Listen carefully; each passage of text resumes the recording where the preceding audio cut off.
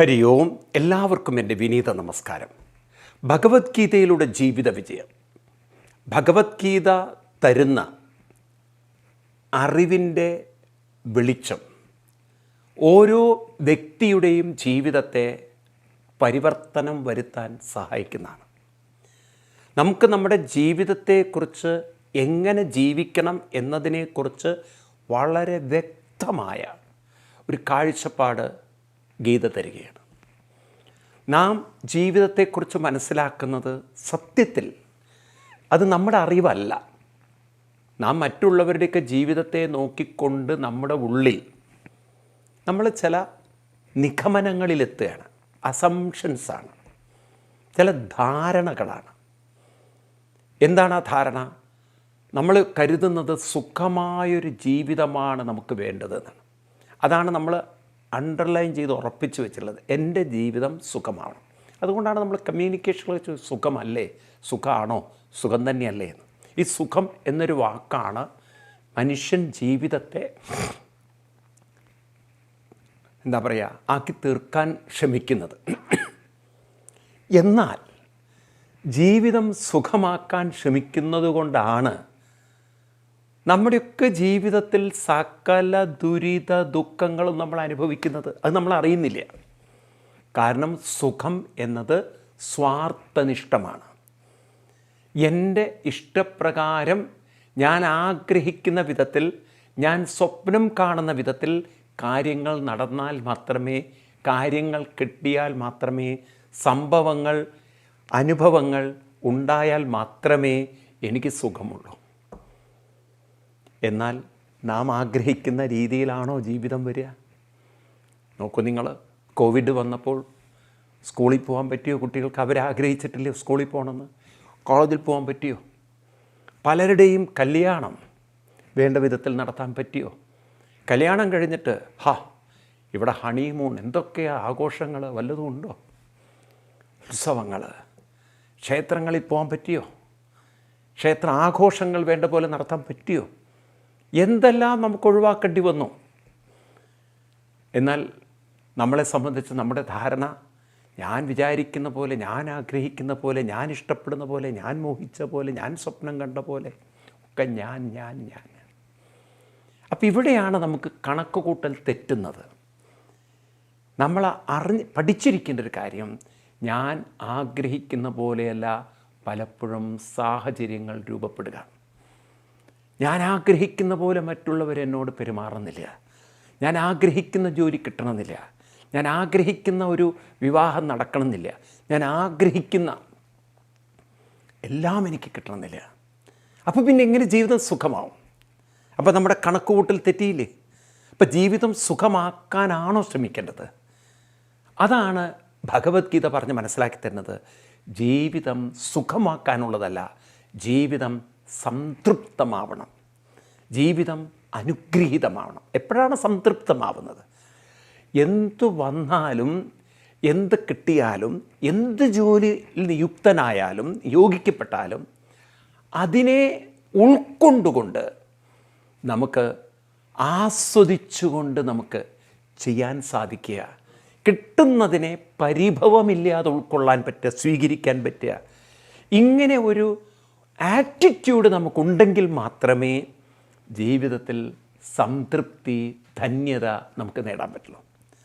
അപ്പോൾ സുഖമായ ജീവിതമല്ല വേണ്ടത്, സംതൃപ്തി ഉണ്ടാവണം. സംതൃപ്തി ഉണ്ടാവണമെങ്കിലോ നമ്മുടെ മനസ്സ് നാം ചെയ്യുന്നതിലും കിട്ടുന്നതിലുമൊക്കെ പരിഭവമില്ലാതെ, അല്പം പോലും ഒരു തരത്തിലും നമ്മൾ ഒരു പരാശ്രയമില്ലാതെ, നമ്മുടെ മനസ്സിലൊരിക്കലും ഒരു അസ്വസ്ഥതയില്ലാതെ കടന്നു പോകാൻ സാധിക്കണം. അസ്വസ്ഥതകളില്ലാത്ത മനസ്സിലാണ് സംതൃപ്തി ഉള്ളത്. സുഖം മുഴുവൻ അസ്വസ്ഥത നിറഞ്ഞതാണ്. കാരണം ഞാൻ ആഗ്രഹിക്കുന്നത് നടന്നാൽ മാത്രം കുറച്ച് സുഖം കിട്ടും. അപ്പം സംതൃപ്തി നിറഞ്ഞൊരു ജീവിതം വേണോ നിങ്ങൾക്ക്? നിങ്ങൾ ആഗ്രഹിക്കുന്ന പോലെ സുഖമുള്ള ജീവിതം വേണോ? ഇതാണ് ചോദ്യം. ആഗ്രഹിക്കുന്ന സുഖമുള്ള ജീവിതമാണെങ്കിൽ ദുഃഖവും ദുരിതവും നിരാശയും വിഷമവും വിഷാദവും കൂടെ കൊണ്ട് നടക്കാം. എന്നാൽ നിങ്ങൾക്ക് സംതൃപ്തി നിറഞ്ഞൊരു ജീവിതമാണ് വേണ്ടതെങ്കിൽ വരുന്നതിനെ ഉൾക്കൊള്ളാനുള്ള, സ്വീകരിക്കാനുള്ള എന്ത് ജോലിയും അത് സ്വസ്ഥ മനസ്സോടുകൂടി ചെയ്യാനുള്ള മനസ്സ് നമ്മൾ വികസിപ്പിക്കണം. സംതൃപ്തി എളുപ്പമല്ല. കാരണം അതിന് ഒരു പോസിറ്റീവായിട്ടുള്ള, വളരെ പവർഫുള്ളായിട്ടുള്ളൊരു മനസ്സിനെ നമ്മൾ ഡെവലപ്പ് ചെയ്യണം. കാരണം മനസ്സിനെ സംബന്ധിച്ച് നാം സുഖമായൊരു ജീവിതമാണ് വേണ്ടതെന്ന് പറയുമ്പോൾ അതിന് പ്രത്യേകിച്ച് ശക്തിയും ധൈര്യവും കരുത്തും ഉണ്ടാവണമെന്നില്ല. എന്നാൽ ഇഷ്ടപ്പെടാത്തത് പോലും ഉൾക്കൊള്ളാൻ സാധിക്കുന്ന മനസ്സിന് കരുത്ത് വേണം. നാം ആഗ്രഹിക്കാത്ത ജോലിയാണെങ്കിൽ പോലും അത് ആസ്വദിക്കാൻ പരിശീലനം വേണം.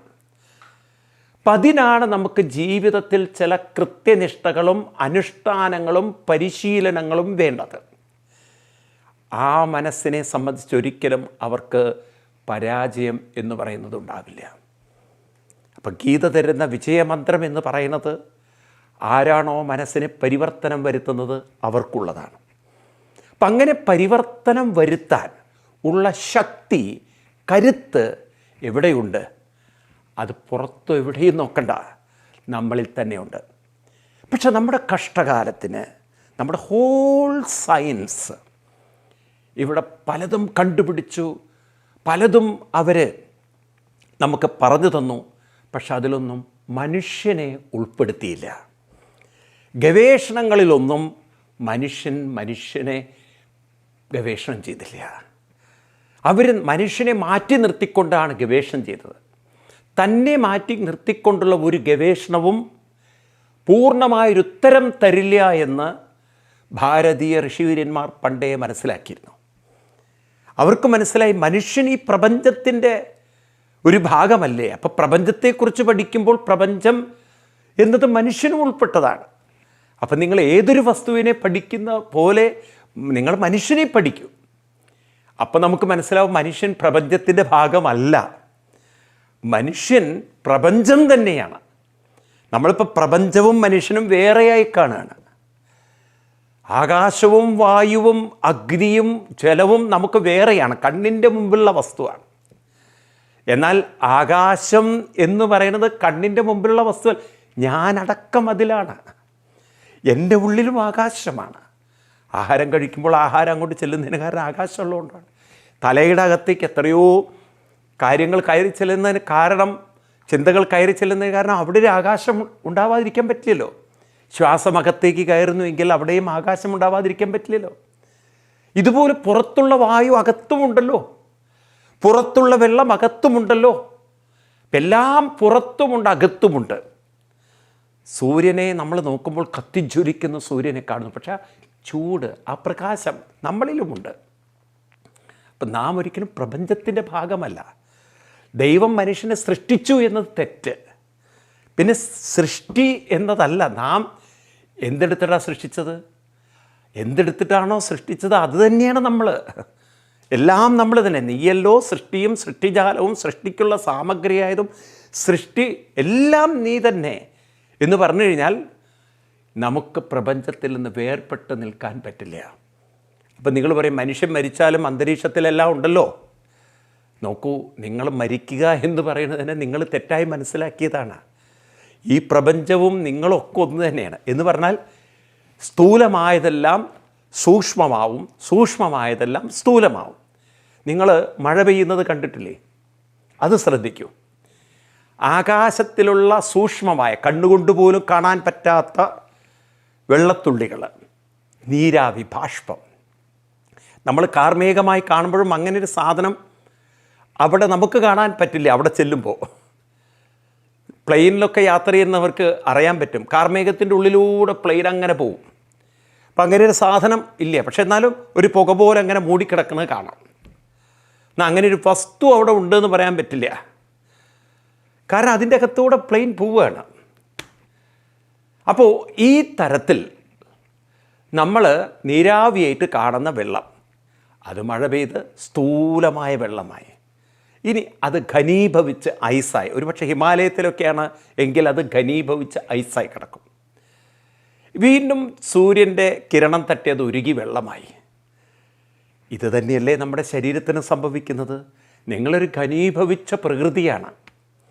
ഇത് പ്രായമാകുമ്പോൾ ചുരുങ്ങി വെള്ളം ഐസ് എന്താ പറയുക, വെള്ളമായിത്തീരുന്ന പോലെ വീണ്ടും ചുരുങ്ങി അവസാനം അത് വീണ്ടും പ്രകൃതിയിലേക്ക് ചേരുമ്പോൾ പ്രകൃതിക്ക് തന്നെ സംഭവിക്കുന്നത്. പ്രകൃതിയും ചുരുങ്ങുന്നു, പ്രകൃതിയും വികസിക്കുന്നു.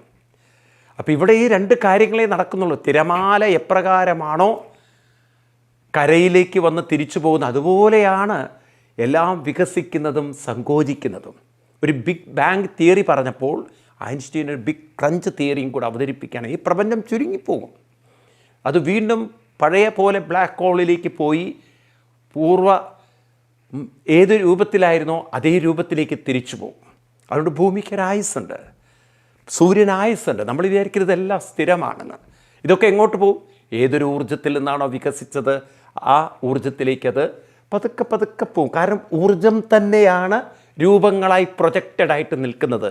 This universe is nothing but energy in different form എന്ന് ഐൻസ്റ്റീൻ പറയുന്നത് ഭാരതത്തിലെ ഋഷിവര്യന്മാർ 5000 വർഷം മുമ്പ് പറഞ്ഞിരുന്നു. അതാണ് ഞാൻ നിങ്ങളോട് പറഞ്ഞത്.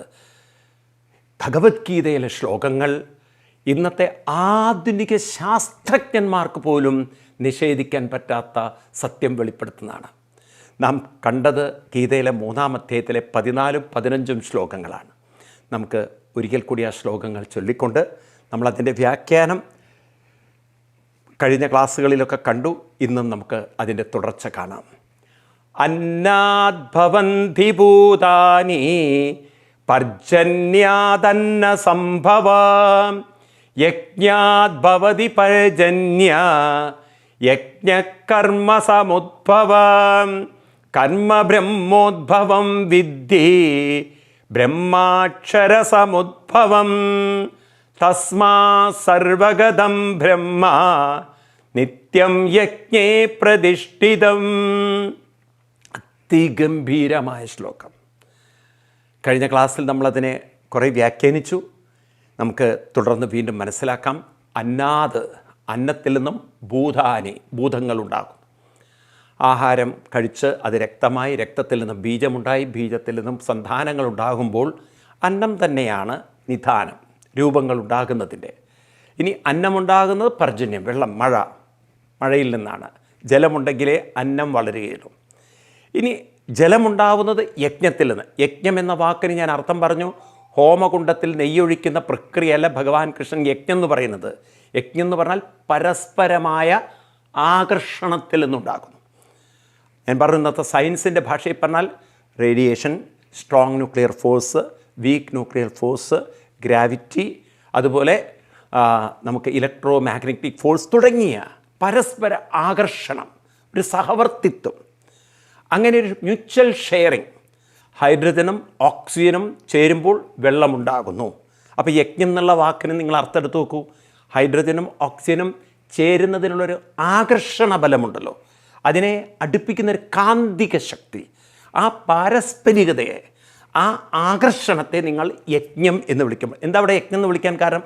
സഹവർത്തിത്വമുള്ളതുകൊണ്ട്, പരസ്പര സഹകരണമുള്ളതുകൊണ്ട്, ഒരു കൂട്ടായ്മയുള്ളതുകൊണ്ട്. അങ്ങനെയുള്ളൊരു പ്രവർത്തനം കൊണ്ട് പർജന്യമുണ്ടാകുന്നു, വെള്ളമുണ്ടാകുന്നു, നിഷേധിക്കാൻ പറ്റുമോ? അപ്പം ആ തരത്തിൽ യജ്ഞത്തിൽ നിന്നും വെള്ളമുണ്ടാകുന്നു.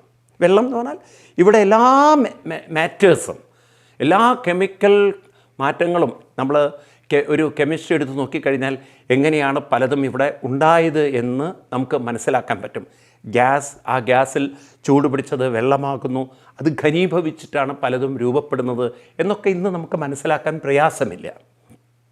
അപ്പോൾ ഈ ഗ്യാസിനകത്ത് നെബുലാസ് തമ്മിലുള്ള ഇതിൻ്റെ ആകർഷണ ശക്തി കൊണ്ട്, റേഡിയേഷൻ കൊണ്ട്, ആകർഷണം കൊണ്ട് എന്തുണ്ടായി? അങ്ങോട്ടും ഇങ്ങോട്ടും ഒരു കാന്തികമായ അടുപ്പം കൊണ്ട് പല പല സാധനങ്ങളും രൂപപ്പെടുന്നു. അപ്പോൾ ഇവിടെ ഒരു മാഗ്നറ്റിക് ഫോഴ്സ് ഉണ്ട്, റേഡിയേഷൻ ഫോഴ്സ് ഉണ്ട്. ഇത്തരം ഫോഴ്സുകളൊക്കെ കൂടി ചേർന്നാണ് ഈ പ്രപഞ്ചമുണ്ടായത്. ഇനി ഇതെല്ലാം എങ്ങനെ ഉണ്ടായി? യജ്ഞാത് ഭവതി, യജ്ഞത്തിൽ നിന്നും. യജ്ഞകർമ്മ സമുദ്ഭവ, യജ്ഞം വന്നത് കർമ്മസമുദ്ഭവ, കർമ്മത്തിൽ നിന്നാണ്. കർമ്മം എന്നാൽ നാം ഇന്ന് മനസ്സിലാക്കേണ്ടത് യൂണിവേഴ്സൽ മോഷൻ, കോസ്മിക് മോഷൻ, പ്രപഞ്ചത്തിൻ്റെ ചലനം. ചലനത്തിൽ നിന്നാണ് ആകർഷണങ്ങൾ ഉണ്ടാകുന്നത്. ചലനത്തിൽ നിന്നാണ് റേഡിയേഷൻ തുടങ്ങിയിട്ടുള്ള സാധനങ്ങൾ ഉണ്ടാകുന്നത്, ശക്തികൾ ഉണ്ടാകുന്നത്. അപ്പോൾ ഈ തരത്തിൽ ചലനം ആകർഷണത്തിലേക്ക് നയിക്കുമെങ്കിൽ ഈ ചലനം എന്ന് പറയുന്നത് വാട്ട് ഈസ് ദിസ് മോഷൻ? അവിടെയാണ് ഭാരതീയ ഋഷിവര്യന്മാർ പറയുന്നത് ലോ ഓഫ് കർമ്മ നിയമം. നോക്കൂ, ഇന്ന് ശാസ്ത്രജ്ഞന്മാർ സമ്മതിക്കുന്നൊരു വാക്കാണ് പ്രകൃതി നിയമം. പ്രകൃതി നിയമം എന്ന് പറഞ്ഞാൽ ചലനം ഒരു നിയമത്തെ അനുസരിക്കുന്നു എന്നുള്ളതാണ്. ചലനം ഒരു തോന്നിയതുപോലെയുള്ളതല്ല, എല്ലാം ചില നിയമങ്ങളെ അനുസരിക്കുന്നതാണ്.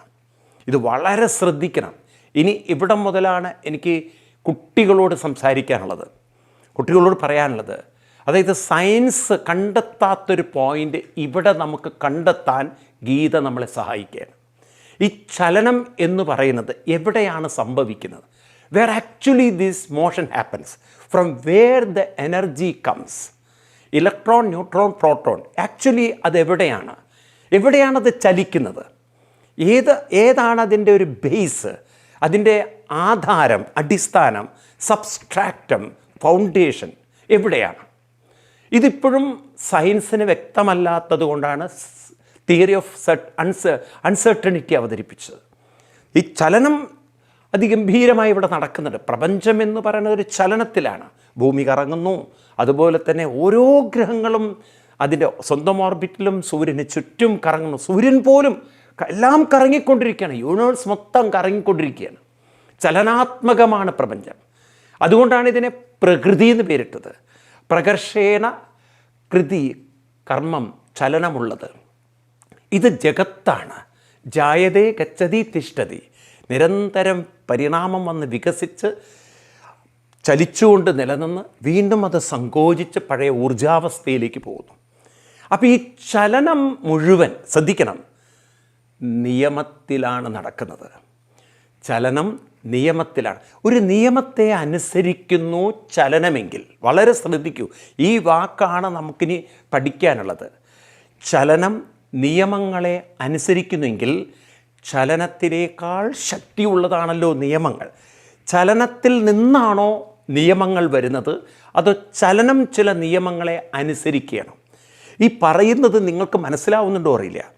ചലനത്തിലാണ് നിയമങ്ങൾ ഇരിക്കുന്നെങ്കിൽ, നിങ്ങൾ ഒന്ന് കോമൺലി ഒബ്സേർവ് ചെയ്യുകയാണെങ്കിൽ എല്ലാ ചലനങ്ങളും പൊതു നിയമത്തെയാണ് അനുസരിക്കുന്നത്. ഇപ്പം നിങ്ങൾ നോക്കൂ, മനുഷ്യരെ തന്നെ എടുത്തു നോക്കൂ. നമ്മുടെ എല്ലാവരുടെയും ഹാർട്ട് എടുത്ത് നോക്കിക്കഴിഞ്ഞാൽ ചിലവരിൽ ചില വ്യത്യാസം ഉണ്ടായിരിക്കാം. അല്ലാതെ പൊതുവേ നോർമലി എല്ലാ ഹാർട്ട് ബീറ്റും ഒരുപോലെയാണ്. അതുകൊണ്ടാണല്ലോ ഒരു കോമൺ ഹാർട്ട് ബീറ്റ് ഇത്ര വേണം, ഒരു കോമൺ ബ്ലഡ് പ്രഷർ ഇത്ര വേണം, കോമൺ ഷുഗർ ഇത്ര വേണം എന്ന് സയൻസ്, മെഡിക്കൽ സയൻസ് പോലും എടുത്ത ഒരു നിയമം. ഇതൊരു നിയമമാണ്, ഇത്രയാണ് പാടുള്ളത്, ഇതിലധികം പോയാൽ അപകടമാണ്. അപ്പോൾ അത് നിയമത്തെ ബ്രേക്ക് ചെയ്തു. ഇതുപോലെ ഹാർട്ട് ബീറ്റ് ഇത്രയേ പാടുള്ളൂ, ഇതിലധികം പോയാൽ അത് ബ്രേക്ക് ചെയ്തു, നമ്മുടെ സിസ്റ്റം കേടുവന്നു. അപ്പോൾ ഈ ഒരു നിയമം, ആ നിയമത്തിലാണോ ചലനം നടക്കുന്നത്, അതോ ചലനത്തിൽ നിന്നാണോ നിയമം ഉണ്ടായത്? This is A very fundamental question ആണ്. കാരണം ചലനത്തിൽ നിന്നാണ് നിയമം ഉണ്ടാകുന്നതെങ്കിൽ ഓരോ ചലനത്തിനും വ്യത്യസ്ത നിയമങ്ങളാവില്ലേ? കാരണം that motion can decide a law. പക്ഷെ ഇവിടെ അങ്ങനെയല്ല. ചലനം മുഴുവൻ ഒരേപോലെയുള്ള നിയമത്തെയാണ് അനുസരിക്കുന്നതെങ്കിൽ, ഒരു കോമൺ ലോ ആണത് അക്സെപ്റ്റ് ചെയ്തിരിക്കുന്നതെങ്കിൽ. കാരണം എല്ലാ ശരീരത്തിലും സെല്ല് എത്ര ദിവസം കൊണ്ട് രൂപപ്പെടണം, അതെത്ര കാലം നിലനിൽക്കണം, എത്ര കാലം കഴിഞ്ഞാൽ അത് വീണ്ടും പഴയ അവസ്ഥയിലേക്ക് പോകണം, ആഹാരം എത്ര സമയം കൊണ്ട് ഡൈജസ്റ്റ് ചെയ്യണം, അതെങ്ങനെയൊക്കെ ആയിരിക്കണം ഡൈജസ്റ്റ് ചെയ്യേണ്ടത്. ഇറ്റ്സ് എ കോമൺ നിയമമാണ്, അല്ലാതെ ഓരോ ശരീരത്തിനും പ്രത്യേക നിയമമല്ല. അപ്പോൾ നാം നോക്കുമ്പോൾ നമുക്കൊരു കാര്യം മനസ്സിലാവുന്നത്, ഈ പ്രകൃതിയുടെ ചലനം മുഴുവൻ, പ്രകൃതി മുഴുവൻ നിയമങ്ങളെ അനുസരിക്കുന്നു. അതുകൊണ്ട് നേച്ചേഴ്സ് ലോ എന്ന വാക്ക് തെറ്റാണ്. It's a nature is behaving according to the law. അത് പറയേണ്ടിയിരിക്കുന്നു. ചില നിയമങ്ങളെ പ്രകൃതി അനുസരിക്കുന്നു, ചില നിയമങ്ങളെ ചലനം അനുസരിക്കുന്നു. അതല്ലേ ശരി? അപ്പം സയൻസ് ഒരു വാക്കൊന്ന് മാറ്റി പറയണം. നേച്ചേഴ്സ് ലോ അല്ല, it is not the law of the nature, rather the nature is following the law. The nature is under the law. The nature is behaving according to the law.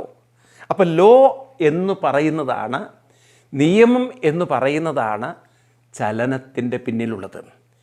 നിയമം എന്ന് പറയുന്നത് എത്ര ഒരു ചലനം വേണം, എങ്ങനെ ആയിരിക്കണം, എത്രത്തോളം പോവണം, എത്രത്തോളം വികസിക്കണം, അത് കഴിഞ്ഞാൽ എങ്ങനെ സങ്കോചിക്കണം, ഈ കാര്യങ്ങളൊക്കെ ബോധശക്തിക്ക് മാത്രമേ തീരുമാനിക്കാൻ സാധിക്കുള്ളൂ. ഒരു ഇനേർട്ടായിട്ടുള്ള മാറ്ററിന് ഒരിക്കലും നിയമങ്ങൾ ഉണ്ടാക്കാൻ സാധ്യമല്ല.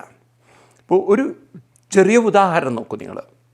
ഒരു പുസ്തകം, മേശപ്പുറത്ത് ഞാനൊരു പുസ്തകം വെച്ചു, അതിലെ പേജ് താനെ മറയുക, അങ്ങനെ ഉണ്ടാവില്ല. അല്ല, കാറ്റൊക്കെ അടിച്ചാൽ മറിയിരിക്കാം, അല്ല താനെ മറയുന്ന പ്രശ്നമില്ല. അപ്പോൾ അതിനെ മറയ്ക്കാനൊരു ശക്തി, അതിങ്ങനെ ഓരോ പേജുകൾ മറയ്ക്കുമ്പോൾ അതിൻ്റെ പിന്നിലൊരു ശക്തി. ഇതുപോലെ ഈ പ്രപഞ്ച നിയമങ്ങളൊക്കെ ചലിക്കുമ്പോൾ അതിനെ ചലിപ്പിക്കുന്ന, ഇങ്ങനെയാണ് ചലിക്കേണ്ടതെന്ന് പ്രേരിപ്പിക്കുന്നൊരു ശക്തി, അങ്ങനെയൊരു ഇൻ്റലിജൻസ് ഉണ്ടോ? ചലനങ്ങളെ ചലിപ്പിക്കാനും ചലനങ്ങളെ നിയന്ത്രിക്കാനും ചലനങ്ങളെ എങ്ങനെ എത്രത്തോളം ചലിക്കാം, അവിടെ നിന്ന് എങ്ങനെ സങ്കോചിക്കണം എന്നുള്ള കാര്യങ്ങളൊക്കെ ഡിസൈഡ് ചെയ്യുന്ന ഒരു ഇൻ്റലിജൻസ് ഉണ്ടോ എന്നൊരു ചോദ്യം മാത്രമാണ് ഇനി സയൻസിന് ഉത്തരം പറയാനുള്ളത്. അങ്ങനെ ഒരു ഇൻ്റലിജൻസ്, ആ ഇൻ്റലിജൻസ് തന്നെയാണ് നിയമം, ആ ഇൻ്റലിജൻസ് തന്നെയാണ് ഡിസൈഡിങ് ഫാക്ടർ, ആ ഇൻ്റലിജൻസ് തന്നെയാണ് ഇതെല്ലാം എങ്ങനെയാവണമെന്ന് സങ്കല്പിച്ചിരിക്കുന്നത്. അതുകൊണ്ടാണ് എല്ലാ മതങ്ങളും ദൈവം സൃഷ്ടിച്ചു എന്നൊരു വാക്ക് പറയുന്നത്. ദൈവം സൃഷ്ടിച്ചു എന്ന് പറഞ്ഞു കഴിഞ്ഞാൽ ഒരു ഇൻ്റലിജൻസിൽ നിന്നാണ്, ആ ഇൻ്റലിജൻസിൻ്റെ നിയമത്തിൽ നിന്നാണ് ഈ പ്രകൃതിയുടെ വികാസം മുഴുവൻ ഉണ്ടായിട്ടുള്ളത് എന്നാണ് അതിൻ്റെ ശാസ്ത്രീയ വശം. അപ്പോൾ ഈ പ്രപഞ്ചം എന്ന് പറയുന്നത് സെർട്ടൺ ലോ അനുസരിക്കുന്നു. ആ ലോ എന്ന് പറയുന്നത് ഇൻഫിനിറ്റായിട്ടുള്ള ഇൻ്റലിജൻസ് തന്നെയാണ്. ആ ഇൻ്റലിജൻസിനെയാണ് ഭാരതീയ ഋഷിവര്യന്മാർ ബ്രഹ്മം എന്ന് വിളിച്ചത്. ബൃഹത്വാത് ബ്രഹ്മം. ബ്രഹ്മം എന്ന് പറഞ്ഞാൽ കൃഷ്ണൻ, രാമൻ എന്നൊന്നും അല്ല അർത്ഥം. ഹിന്ദുമതത്തിൽ ഈശ്വരനെ ശരിക്കും വിളിച്ചത് ബ്രഹ്മാസ്മി എന്നാണ്, ബ്രഹ്മം എന്നാണ്. ബ്രഹ്മം എന്ന വാക്കിൻ്റെ അർത്ഥം ബൃഹത്വാത്. ബൃഹത്വാത് എന്ന് പറഞ്ഞാൽ ബൃഹത്തായത്, പൂർണ്ണത്വാത് ബ്രഹ്മം, പൂർണ്ണതയുള്ളത്. അതുകൊണ്ടാണ് ബ്രഹ്മത്തെ വിശേഷിപ്പിക്കുന്നത് പൂർണ്ണത, പൂർണ്ണത്വം. നമുക്കങ്ങനെയല്ലേ മന്ത്രം, പൂർണ്ണമത പൂർണ്ണമിതം പൂർണ്ണാത് പൂർണ്ണമുദശ്യതേ പൂർണ്ണസ്യ പൂർണ്ണമാദായ പൂർണ്ണമേവാവശിഷ്യതേ. ഈശ്വരൻ ബ്രഹ്മമാണ്, ആ ബ്രഹ്മം പൂർണ്ണമാണ്. ഇൻഫിനിറ്റ് എന്നാണ് ഇംഗ്ലീഷിൽ അതിന് പറയുക. മോഡേൺ സയൻസ് എനർജിയെ ഇൻഫിനിറ്റ് എനർജി എന്ന് പറയുന്നതിന് മുമ്പ് തന്നെ ഇൻഫിനിറ്റ്, പൂർണ്ണത, പൂർണ്ണത്വം എന്നൊരു വാക്ക് ഭാരതീയ ഋഷിവര്യന്മാർ നമുക്ക് പറഞ്ഞു തന്നിട്ടുണ്ട്.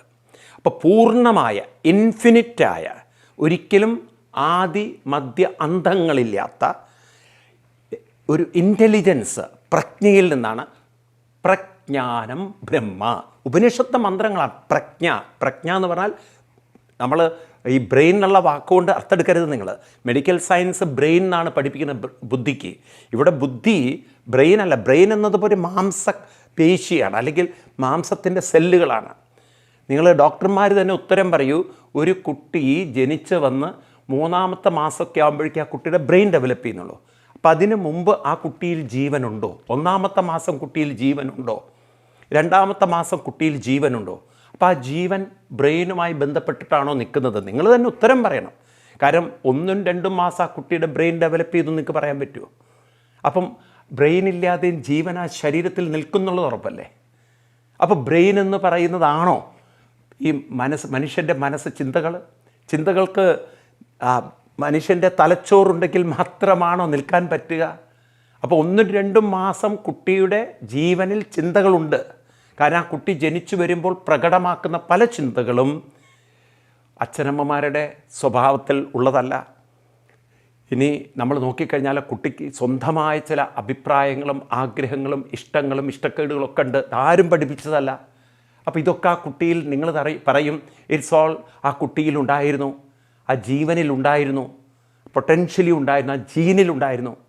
അപ്പം നിങ്ങൾ ആ ചിന്തകൾ ആ കുട്ടിയുടെ ജീനിലുണ്ടായിരുന്നു എന്ന് പറയുമ്പോൾ തന്നെ ബ്രെയിനില്ലാതെയും ചിന്തകൾ നിൽക്കും എന്ന് അംഗീകരിക്കേണ്ട ഒരു പോയിൻ്റ് വരില്ലേ?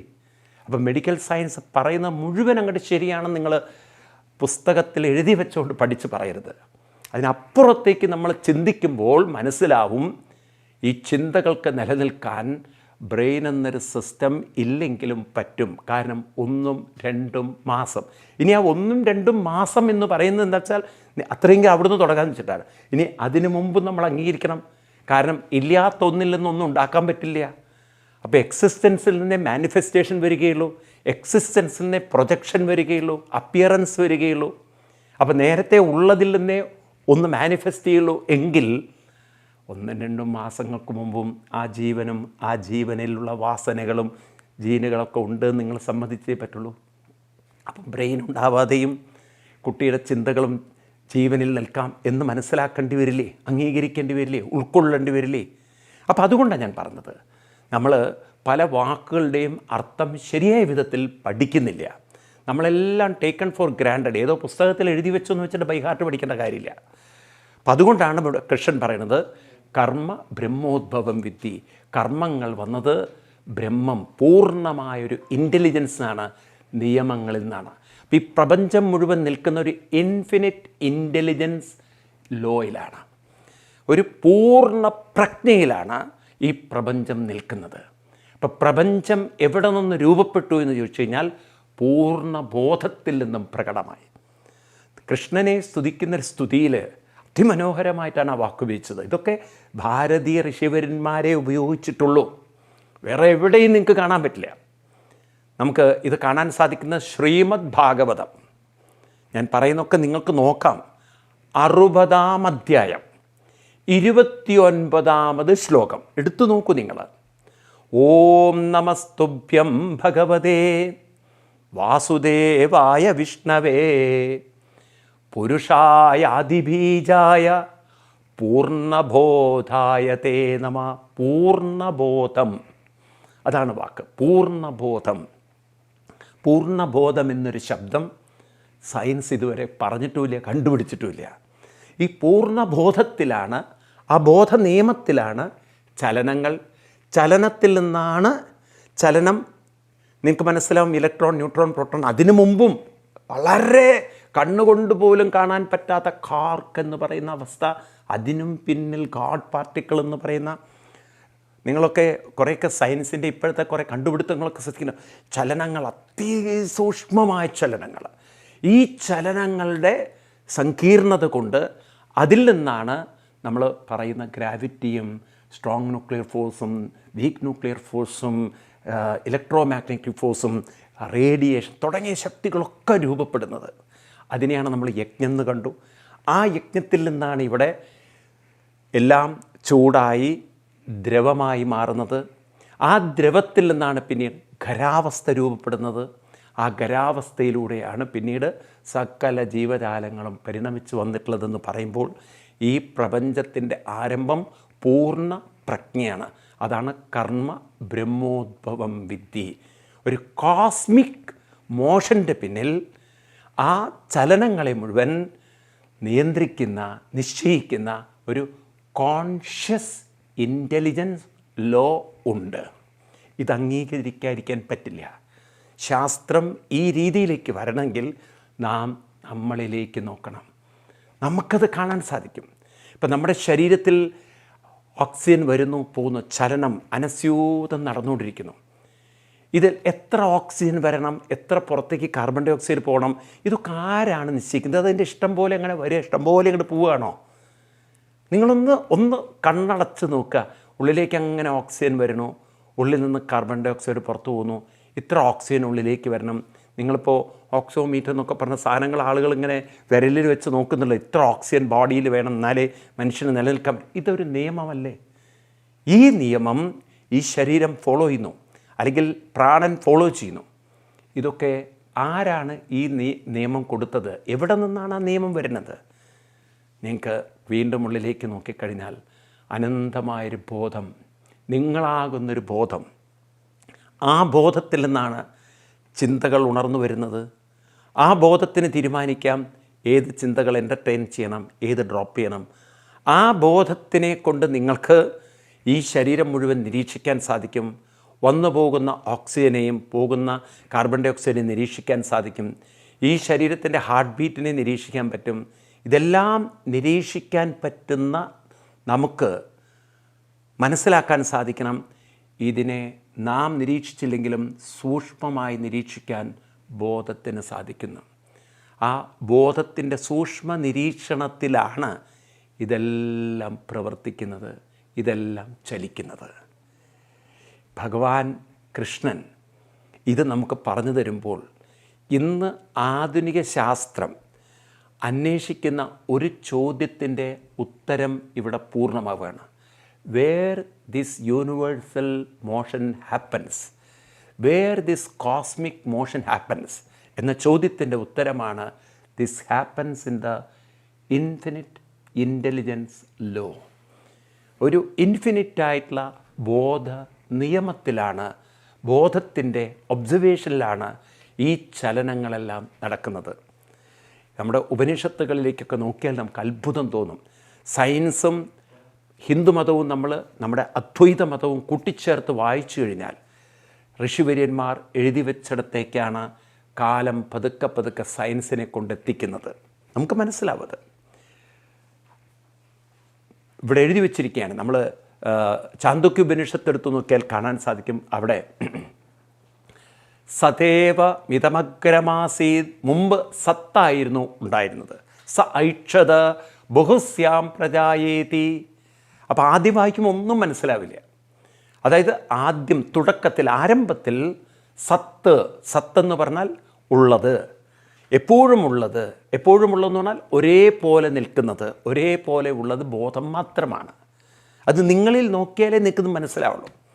നിങ്ങളിലെ ബോധം, ഞാനെന്ന ഭാവം, ആ ഞാനെന്ന അഹങ്കാരം മാറുന്നുണ്ട്, പക്ഷെ ഞാനെന്നൊരു ബോധമുണ്ടല്ലോ, അതെപ്പോഴും ഒരുപോലെ ഉള്ളത് കൊണ്ടാണ് നിങ്ങൾക്ക് നിങ്ങളെന്നും ഉള്ളതുപോലെ തന്നെ ഫീൽ ചെയ്യുന്നത്. കുട്ടിയായിരിക്കുമ്പോഴും നിങ്ങളുണ്ട്, ഏത് പ്രായത്തിലും നിങ്ങളുണ്ട്, ഇപ്പോഴും നിങ്ങളുണ്ട്. ആ ഒരു ബോധമുണ്ടല്ലോ. എന്നാൽ ചലനങ്ങളൊക്കെ വന്ന് നിന്ന് മറഞ്ഞുപോയി. ഒരു കൊച്ചുകുട്ടിയുടെ ശരീരത്തിലും ചലനങ്ങളുണ്ടായിരുന്നു. ശരീരം പരിണാമം സംഭവിച്ചു. പിന്നത് ബാല്യം, കൗമാരം, യൗവനം, ഇനി വാർദ്ധക്യം വരുമ്പോഴേക്കും ഈ യൗവനത്തിലുണ്ടായിരുന്ന മസിലുകളുടെയും മാംസപേശികളുടെയൊക്കെ ശക്തി കുറയും. പക്ഷെ അപ്പോഴും ബോധം അതുപോലെ തന്നെയുണ്ട്. അപ്പോൾ ആ ബോധം സ്ഥായി ആയതുകൊണ്ടാണ് അതിനെ സത്ത് എന്ന് വിളിക്കുന്നത്. ആ സത്ത് സങ്കല്പിച്ചു എന്ന് വെച്ചാൽ അതിൻ്റെ നിയമങ്ങളിൽ നിന്ന് ഈ പ്രപഞ്ചം മുഴുവൻ ബഹുസ്യാം പ്രജായേതി, ബഹു രൂപങ്ങളിൽ അത് പ്രകടമായി. അത് യജ്ഞമായി, കർമ്മമായി, യജ്ഞമായി, പർജന്യമായി, അന്നമായി, ഭൂതാനി, ഈ രീതിയിൽ അത് പരിണമിച്ചു. അപ്പോൾ ഉപനിഷത്തുക്കളൊക്കെ ഇത് തന്നെയാണ് പഠിപ്പിക്കുന്നത്. അതുപോലെ ഈശാവാസ്യ ഉപനിഷത്ത് പഠിപ്പിക്കുന്നു. ആദ്യത്തെ മന്ത്രം ഈശാവാസ്യമിതം സർവം യത്കിഞ്ച ജഗത്യാം ജഗത് തേന തെക്തേന ഭുഞ്ചീത മാകൃതകസ്യ സിദ്ധനം. ഇതിൻ്റെ അർത്ഥം നമുക്ക് അടുത്ത ക്ലാസ്സിൽ നോക്കാം. കാരണം നമ്മുടെ സമയം അനുവദിക്കുന്നില്ല. അടുത്ത ക്ലാസ്സിൽ നമുക്ക് ഡീറ്റെയിൽ ആയിട്ട് ഈ ശ്ലോകം ഒരിക്കൽ കൂടി നോക്കിക്കൊണ്ട് ഇതിൻ്റെ ആ മഹത്തായ അറിവിനെ നമുക്ക് ഉൾക്കൊള്ളണം. നാളത്തെ ശാസ്ത്രത്തിൻ്റെ ചോദ്യങ്ങൾക്കുള്ള ഉത്തരം ഈ ഒരു ശ്ലോകത്തിൽ അടങ്ങിയിട്ടുണ്ട്. അത് നാളത്തെ ക്ലാസ്സിൽ നമുക്ക് നോക്കാം. അതുവരെ എല്ലാവർക്കും നന്ദി, നമസ്കാരം, പ്രണാമം.